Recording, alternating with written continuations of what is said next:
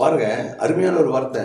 ஆண்டவர் சொல்றாரு, கர்த்தருக்கு பயந்து அவர் வழியில் நடக்கிறவன் எவனோ அவன் பாக்கியவான். இது எல்லாருக்கும் தெரியும். சங்கீதம் 128 சங்கீதம் 1 இது அநேக பிறந்த நாள் காரியங்களில், அநேக சுப நிகழ்ச்சிகளில், இது சபைகளில் இந்த வசனத்தை குறித்து அதிகமாக நம்ம போதிப்போம். அருமையான வசனம்.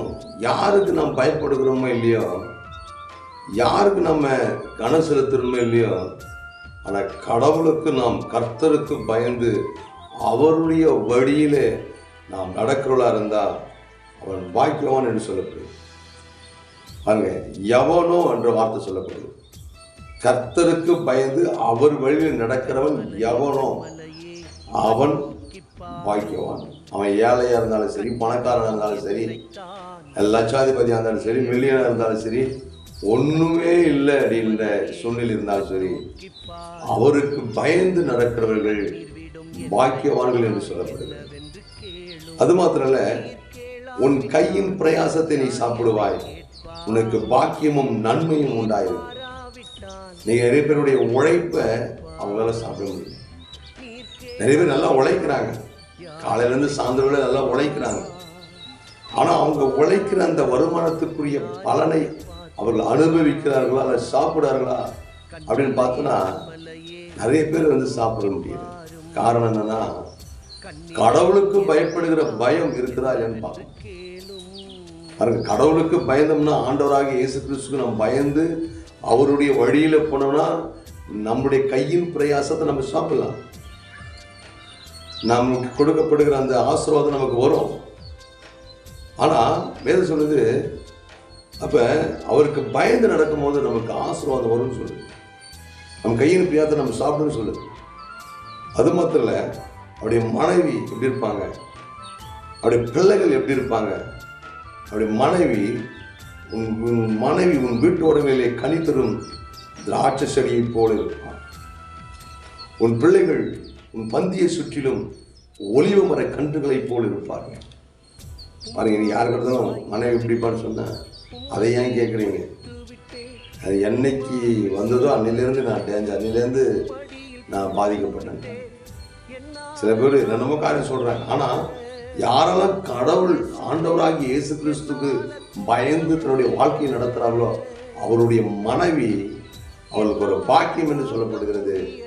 அவர்கள் கனி தரக்கூடிய திராட்சை செடியாக இருக்கிறார், கனி தரக்கூடியவர்களாக இருக்கிறார்.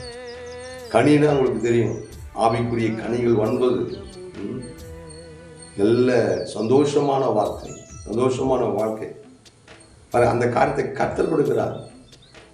அது பிள்ளைகள் ஒலிவ மர கன்றுகளைப் போல, ஒலிவ மர கன்றுகளைப் போல பந்தியை சுற்றிலும், எப்படி அந்த வீட்டை சுற்றிலும் ஒலிவ மரம் அப்படின்னு நல்லா உயர்ந்திருக்கும். பிள்ளைகள் எப்படி இருக்கிறாங்க, நல்ல வசதி வாய்ப்போடு, கடவுளை பயபக்தியோட, தேவனுக்கு பயந்து, தாய் தகப்பனை கடன் பண்ணி பந்தியை சுற்றிலும் தாய் தகப்பனுக்கு கீழ்ப்படிந்து அவங்க பந்தியை சுற்றிலும் ஒலிவ மர கன்றுகளை போல இருக்கிறாங்க. பாருங்க, இது யாருக்கு நடக்கிறது அப்படின்னாக்கா, 4வது சொல்லுது, இதோ கர்த்தருக்கு பயப்படுகிற மனுஷன் இவ்விதமாய் ஆசீர்வதிக்கப்படுகிறான். வேற எதுவுமே ஆண்டவர் கேட்கலங்க. அவருடைய வேத வசனத்துக்கு நடுங்குகிறவனை ஆண்டவர் நோக்கி பார்க்கிறார். எந்த ஒரு மனுஷன் இந்த பரிசுத்த வேதத்துக்கு, இந்த உயிருள்ள வார்த்தைக்கு, தேவன் சொல்கிற வார்த்தைக்கு யார் கீழ்ப்படிந்து அப்படியே நடக்கிறார்களோ, அவர்கள் பயந்து நடக்கிறார்களோ, அவர்களுக்கு இப்படிப்பட்டதான ஒரு பாக்கியம் கிடைக்கிறது. சில பேருக்கு திருமணம்னா அது அபாக்கியமாக இருக்கிறது, சில பேருக்கு அது ஆபத்தாக இருக்கிறது, சில பேருக்கு அது வேதனை நிறைந்ததாக இருக்கிறது, சில பேருக்கு ஏண்டான்னு தோணுகிறது. ஆனால் தேவனுக்கு, ஆண்டவராக இயேசு கிறிஸ்து பயந்து நடக்கும்போது அந்த வாழ்க்கை அது எப்படி தோணுதுனாக்கா சொல்றாரு, அது ஆசீர்வாதமாக இருக்கிறது. உன் பிள்ளைகள் உனக்கு ஆசீர்வாதமாக இருப்பாங்க. அந்த தேவனுக்கு பயந்து நடப்போமானா நம்முடைய பிள்ளைகள் நமக்கு ஆசீர்வாதமாக இருப்பாங்க, நம்முடைய மனைவி நமக்கு ஆசீர்வாதமாக இருப்பாங்க, உங்களுடைய மனைவி உங்களுக்கு ஆசீர்வாதம் இருப்பாங்க. அது வேதனை அப்படியாய் நமக்கு சொல்லுது. அப்போ ஒவ்வொரு மனுஷனுக்கும் அவரவர்களுடைய மனைவி பிள்ளைகள் ஆசீர்வாதமாக இருக்க வேண்டும் என்று சொன்னார். தேவனுக்கு பயந்து நடக்கும்போது அப்படிப்பட்ட ஆசீர்வாதங்களை பெற்றுக்கொள்ளும். பாருங்க, எங்கிருந்து ஆண்டு ஆசீர்வதிப்பாரு? வேதம் சொல்லுது, கர்த்தர் சீயோனிலிருந்து உன்னை ஆசீர்வதிப்பார். அது மாத்திரம் இல்ல, ஜீவனுள்ள நாளெல்லாம் ஜீவனுள்ள நாளெல்லாம் எருசலேமின் வாழ்வை காண்பாய். அது மாத்திரம் இல்ல, நீ உன் பிள்ளைகளின் பிள்ளைகளையும் இஸ்ரவேலுக்கு உண்டாகும் சமாதானத்தையும் காண்பாய். இதெல்லாம் யாருக்கு கிடைக்கிறது? அவருக்கு பயந்து நடக்கிறவனுக்கு இப்படிப்பட்டதான ஆசீர்வாதத்தை ஆண்டவர் கொடுக்கிறார். கர்த்தர் நல்லவர். நாமும் தேவனுக்கு பயந்து நடப்போம். நாமும் அப்படிப்பட்ட ஆசீர்வாதத்தை பெற்றுக்கொண்டு வாழ்வோம். யாராக இருந்தாலும் பரவாயில்ல, நம்ம இயேசு அறிந்தவங்க அறியாதவங்க, நீங்கள் இயேசுக்கு பயந்தீங்கனாக்கா, அந்த வார்த்தைக்கு கீழ்ப்படினீங்கனாக்கா, உங்களுடைய வாழ்க்கையும் அப்படிப்பட்ட ஆசீர்வாதமான வாழ்க்கையாக மாறும். கர்த்தர் தாமே நேசிக்கிறார்.